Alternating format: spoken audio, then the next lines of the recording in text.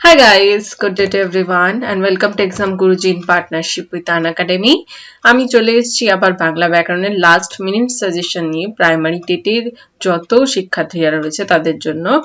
তো আমরা আজকে যেটা পড়বো বাংলার লাস্ট মিনিট সাজেশনে সেটা হচ্ছে গিয়ে সন্ধি ও প্রকারভেদ। মেইনলি আমরা ফোকাস করব যে যতটা সম্ভব সন্ধি করা যায়। কিন্তু একটা কথা ঠিক যে এইখানে 10 মিনিটের ক্লাসে বা 12 মিনিটের ক্লাসে আমার ততটা সম্ভব নয় তোমাদেরকে বোঝানো। যারা এখানে শুধুমাত্র রিভাইজ করতে এসছো বা লাস্ট মিনিটের জন্য জাস্ট একটু দেখতে এসছো তাদের জন্য ভেরি ফাইন, বাট যারা পুরো ইন ডেপথ পড়তে চাও তাদের জন্য এই অফারটা রয়েছে। আমাদের যেটা West Bengal exam preparation app রয়েছে সেই অ্যাপটা তোমরা নিয়ে নেবে। সেই অ্যাপটা নিয়ে নেওয়ার পরে তোমরা যখন এই কোর্সটা অ্যাভেলেবেল করবে তখন কুপন কোডে লিখবে এক্সাম গুরুজি, তাতে পাবে 200 টাকা অফ। প্রাইমারি টেটের সাজেশন বই 2021 নিয়ে আসতে চলেছে আমাদের সবার প্রিয় স্যার কৌশিক স্যার। তিনি 6000 খানা প্রশ্ন দিচ্ছেন এই বইটিতে। 100 খানা বাংলা পেটা দিচ্ছে, 100 খানা চাইল্ড পেটা দিচ্ছে, 100 খানা ইংলিশ পেটা দিচ্ছে, 2000 খানা শিশু মনস্তত্ত্ব দিচ্ছে, 2000 খানা পরিবেশ দিচ্ছে, 2000 খানা বাংলা প্রশ্ন এবং 120 খানা অঙ্কের পেডাগজি দিচ্ছে। সেই 6000 খানা প্রশ্নের যে সাজেশন বইটা কোথায় পেয়ে যাবে? ডেসক্রিপশনে রয়েছে, ওখান থেকে লিংকে ক্লিক করো এবং বইটা নিয়ে নাও। প্রাইমারি টেটটা ভালো করে দাও। তো দেরি না করে অবশ্যই এটা নিয়ে নাও। আর তার আগে যেটা বলা হয় তাকে যে ভিডিওটা দেখো সেই সব দিয়ে ভালো লাগলে অবশ্যই লাইক করে দিও এবং শেয়ার করে দিও বন্ধুদের সাথে। আর এই চ্যানেলে যদি নতুন হয়ে থাকো তাহলে অবশ্যই সাবস্ক্রাইব বাটনে ক্লিক করে দিও আর বেল আইকনে ক্লিক করে দিলে ইনস্ট্যান্টলি তোমরা নোটিফাইড হয়ে যাবে। আর কোনো চ্যাপ্টারের প্রতি কোনো অসুবিধা থাকলে অবশ্যই আমাকে জানিও, আমি অবশ্যই করার চেষ্টা করব সেই চ্যাপ্টারটা। তো আজকে যেটা হচ্ছে সেটা হচ্ছে গিয়ে সন্ধি, যেটা বললাম। তো সন্ধি কাকে বলে?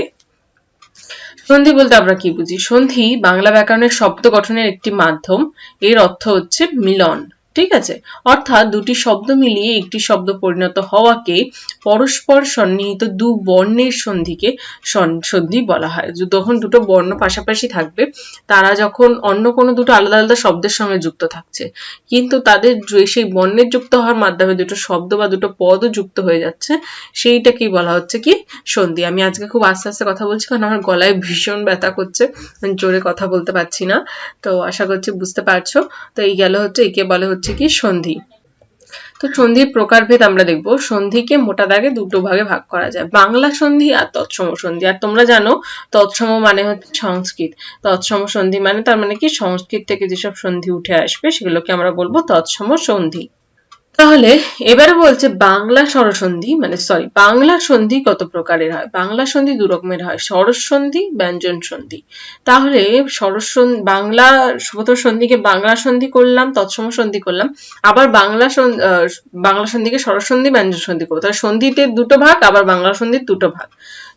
আবার তৎসম সন্ধিকে কটা ভাগে ভাগ করা যায়? 3টে ভাগ করা যায়।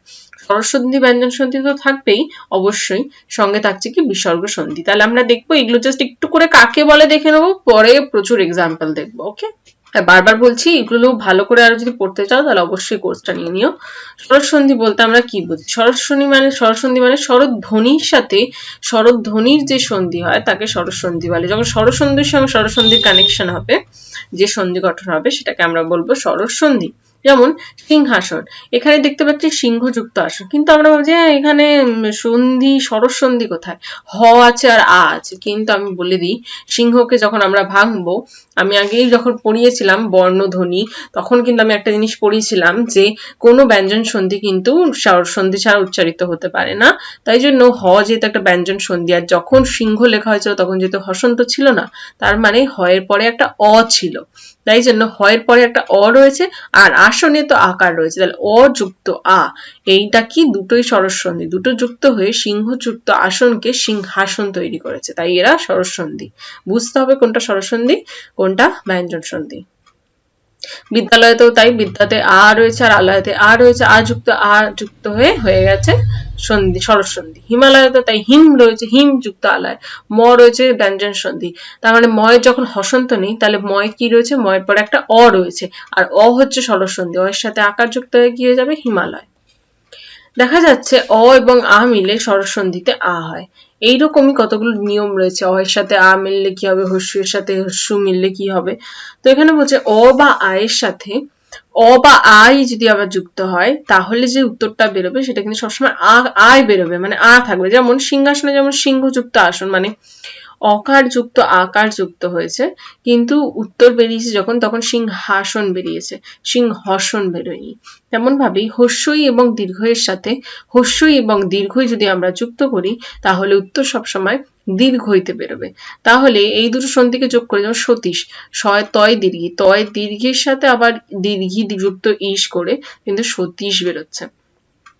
হস্য এর সাথে বা দীর্ঘ এর সাথে হস্য বা দীর্ঘ যাই যুক্ত করি না কেন উত্তর সবসময় দীর্ঘও বেরোবে। বোধোৎসব, ব ধয় দীর্ঘ এর সাথে হস্য যুক্ত উৎসব যুক্ত করার পরেও উত্তর কিন্তু বোধোৎসবে ধয় দীর্ঘ এসেছে, ধয় হস্য আসেনি। তেমন ভাবে অকার বা আকারের সাথে হস্যইকার বা দীর্ঘইকার যুক্ত করে এইকার আসছে, এটা কিন্তু মাথায় রাখতে হবে। যেমন মহেশ, মহা যুক্ত ইস, মানে হয় আকার ছিল, আকার যুক্ত দীর্ঘইকার যুক্ত হয়ে একার হয়ে গেছে মহেশ। তারপরে বলছে অযুক্ত আয়ের সাথে হস্য যুক্ত দীর্ঘ করে কি বেরোয়, ও বেরোয়।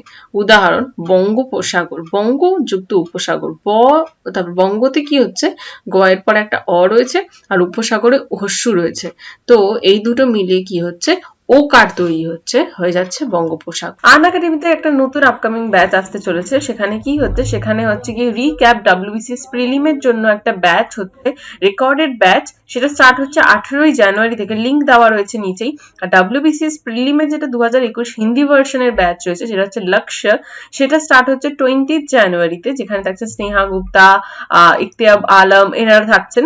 তারপরে থাকছে মিশন খাকি, আর special batch for West Bengal police constable এবং SI এর ব্যাচ 2 একটা শুরু হচ্ছে, মিশন খাকি, যেখানে সঙ্গীতা পাল, আলামিন, ফিরোজ আলী এনারা থাকছেন। কবে থেকে স্টার্ট হচ্ছে, 25 জানুয়ারি থেকে স্টার্ট হচ্ছে।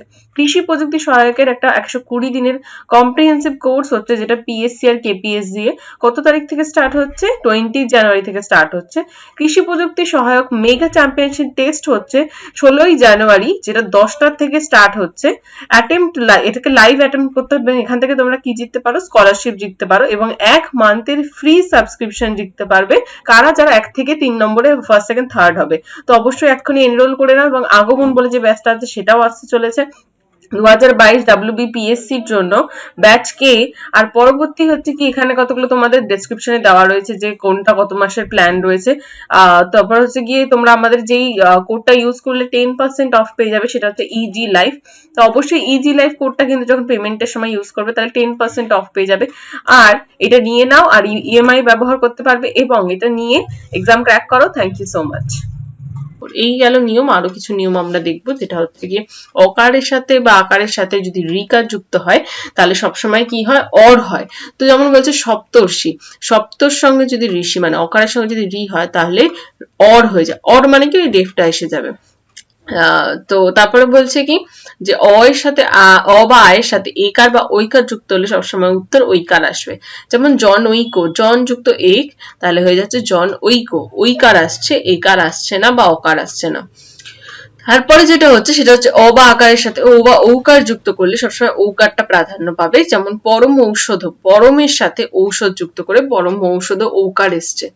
তারপরে বলছে যেটা, সেটা হচ্ছে গিয়ে হস্যইকার বা দীর্ঘইকারের সাথে হস্যইকার বা দীর্ঘইকার ছাড়া অন্য যে স্বরবর্ণ রয়েছে যেটা, সেটা কি হয়ে যাবে, জ, হসন্ত জ এসে যায়। তো হচ্ছে কি নি যুক্ত উন, এখানে কি আছে, হস্যইয়ের সাথে দীর্ঘ যুক্ত হয়েছে কিন্তু উত্তর বেরিয়েছে অন্ত্যেষ্টিয় জ, মানে জফালা এসে গেছে, ঠিক আছে। তেমন বলছি কি হস্য দীর্ঘ এর সাথে হস্য দীর্ঘ ছাড়া অন্য যে কোনো স্বরবর্ণ যুক্ত হলে ব এসে যায়, অনুযুক্ত অয় করে অন্যয় এসে গেছে, মানে বয় উচ্চারণ হবে না, উচ্চারণ যখন হবে তখন অনবয় হবে না, কিন্তু নিচে একটা ব এসে যাবে। এই গেল।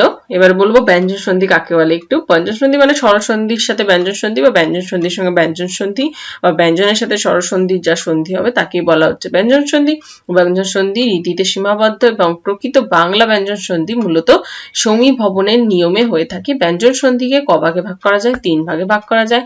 এবার বলছে বিপদজনক, বিপদ যুক্ত জ, বিপদজনক হচ্ছে যেমন অকার আর অকার যুক্ত হয়ে বিপদজনক জয় জয় হয়ে যাচ্ছে। তেমনি কতগুলো নিয়ম রয়েছে এখানে বলছে যে বর্গের প্রথম বর্ণ ক চ ট ত প হলে তার সঙ্গে যদি স্বরবর্ণ যুক্ত হয় তাহলে তৃতীয় বর্ণ গ জ ড দ ব হয়ে যায়। যেমন স্বরধাতু স্বর ঋতু ষট যুক্ত ঋতু হয়ে স্বর ঋতু হয়, মৃৎ যুক্ত ময় হয়ে মৃন্ময় হয়।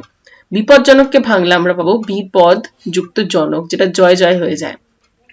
উচ্ছেদকে ভাঙলে আমরা উৎ যুক্ত ছেদ পাবো, যে খণ্ডের থ ছিল ওটা চয় ছয় হয়ে যাচ্ছে। তল লিখিত, তদ যুক্ত লিখিত মানে দটা উঠে গিয়ে লয় লয় হস্যিকার হয়ে যাচ্ছে। ঠিক আছে, এগুলো হচ্ছে কিছু নিয়ম যেগুলো ফলো করতে হবে। পরবর্তী কিছু নিয়ম বলছে, সঙ্গীত সম যুক্ত গীত ম আর গ মিলে ইয় গয় হয়ে যাচ্ছে। তারপরে বলছে যে বসম যুক্ত বদ ম আর ব মিলে হয়ে যাচ্ছে উনিক্ষর হয়ে যাচ্ছে। তারপর হচ্ছে স্বরবর্ণর সাথে ছ যুক্ত হলে সবসময় সেটা চয় ছয় হয়ে যাবে। পরি যুক্ত ছেদ, পরিতে হস্যিকার রয়েছে আর ছ দিয়ে শুরু হচ্ছে পরবর্তী শব্দটা, তাই জন্য পরিচ্ছেদ চয় ছয় হয়ে গেছে। উদ্ধত কি হয়ে গেছে, উৎ যুক্ত হত মানে খণ্ডের তয়ের সঙ্গে বা ত বা দয়ের সাথে যদি হ যুক্ত হয় সন্ধি, তাহলে দয় ধয় হয়ে যায়, উত্তর হয়ে যায় উদ্ধত। যেমন বলছে পরবর্তীটা বলছে উচ্ছ্বাস, উৎ যুক্ত শ্বাস মানে যখন ত থ দ ধয়ের সঙ্গে তালিবস্য অ্যাড হবে তখন হয়ে যাবে কি চয় ছয় হয়ে যাবে তার উচ্চারণ। বিসর্গ সন্ধি বলতে আমরা কি বুঝি, বিসর্গ সন্ধি বলতে আমরা বুঝি যে ব্যঞ্জন সন্ধির অন্তর্গত বিসর্গ সন্ধির প্রকারভেদগুলো হচ্ছে জাত বিসর্গ, স্বজাত বিসর্গ, রজাত বিসর্গ, স্বজাত বিসর্গ। বিসর্গ সন্ধি র এবং স এর সংক্ষিপ্ত রূপ। যেমন আশীর্বাদ, আশি মানে বিসর্গ দিয়ে দিয়েছে মানে আশি যুক্ত বাদ দিয়ে দিচ্ছে, ওটাই রফলা হয়ে যাচ্ছে। ঠিক আছে, তাহলে কি দেখাচ্ছে বিসর্গ এবং ব মিলে র হচ্ছে। নিপাতনে সিদ্ধ সন্ধি কাকে বলে, যে সন্ধির নির্দিষ্ট কোনো নিয়ম নেই তাদেরকে নিপাতনে সিদ্ধ সন্ধি বলে। এতক্ষণ আমরা সমস্ত কিছু একটা নিয়মে পড়ছিলাম, এটার কোনো নিয়ম পাবো না। তৎসম সন্ধির কি হয়, সন্ধিতে শুধু নিপাতন খাটে। যেমন এক্সাম্পলে বলছে নিপাতনে সিদ্ধ তৎসম সন্ধি হচ্ছে কি কুল যুক্ত ওটা কুলটা, গো যুক্ত অক্ষ গবাক্ষ, এগুলোর কোনো নিয়ম নেই, মাথায় রাখতে হবে। প্রযুক্ত ঔর মানে প্রৌঢ়। নিপাতনের সন্ধি তৎসম ব্যঞ্জন সন্ধি কি রয়েছে, আ যুক্ত চর্য আশ্চর্য, গো যুক্ত পদ যোগ করলে গোষ্পদ হয়ে যাবে, বন যুক্ত পতি করলে বনস্পতি হয়ে যাবে, বৃহৎ যুক্ত পতি করলে বৃহস্পতি হয়ে যাবে, তৎ যুক্ত কর করলে তৎস্কর হয়ে যাবে। তারপর হচ্ছে পর পর যুক্ত পর আর পর যুক্ত করলে পরস্পর হয়ে যাবে। এইগুলো গেল কি নিপাতনের সন্ধি, মানে এগুলোর কোনো নিয়ম তোমরা মনে রাখতে পারবে না যে এটা পার্টিকুলার এই নিয়মে আমি এদেরকে বানাবো, এদেরকে জাস্ট মনে রাখতে হবে, এগুলোকে জাস্ট পড়তে হবে, পড়ে আমাদেরকে জাস্ট মনে রাখতে হবে। আজকের মতো ক্লাস এখানেই শেষ। Thank you so much. PDF লাগলে অবশ্যই www.bayofbooks.com থেকে নিয়ে যাবে, যেটা লিঙ্ক রয়েছে ডেসক্রিপশনে। ওয়েস্ট বেঙ্গল এক্সাম প্রিপারেশন অ্যাপটা নিয়ে নাও, এই চ্যাপ্টারগুলি আরো অনেক ভালোভাবে বড়ভাবে পড়ানো হয়েছে। লাইক শেয়ার সাবস্ক্রাইব করতে ভুলবে না। আর আমাদের এক্সাম গুরুজি টেলিগ্রাম যে চ্যানেল আছে জয়েন হয়ে গেলে ওখানে ভিডিও লিঙ্ক প্লাস পিডিএফ এর লিঙ্ক একসাথে পেয়ে যাবে। মন দিয়ে পড়াশোনা করো, দেখা হচ্ছে পরবর্তী ক্লাসে। বাই।